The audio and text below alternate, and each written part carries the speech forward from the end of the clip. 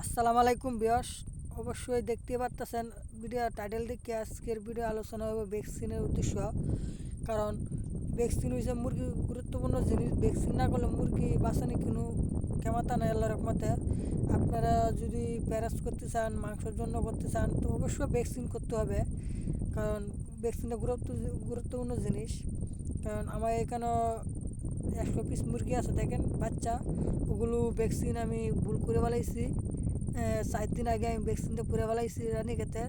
এটার জন্য আমার বাচ্চাটি মারা যাইতেছে। অবশ্যই ভ্যাকসিনটি আপনারা ঠিকঠাক মতন করতে হবে। কারণ ভ্যাকসিন যদি ভুল হয়ে যাতে অবশ্যই মুরগি বাচ্চা মারা যাবে, আপনার উস্কান হইতে পারে।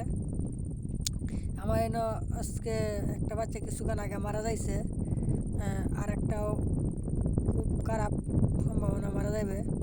এই যে দেখতে পারতেছেন, এই যে আমি কাছে নিয়ে দেখাইতেছি আপনারা। এই যে একটা বাচ্চা আমার মারা গেছে কিছুক্ষণ আগে, আর একটা মনে হয় মারা যাবে। খুবই খারাপ দেখা যাইতেছে অবস্থা। আপনারা অবশ্যই ভ্যাকসিনের আগে ওষুধ খাওয়াই নেবেন। আমি একটা ভুল করছি, ওষুধ খাওয়াইছি না ভ্যাকসিনের আগে। আপনারা লাইসি ওষুধ খাওয়াই নেবেন 8 ঘন্টা আগে। আজকের ভিডিও এলাকাতে, পরবর্তী ভিডিও আমি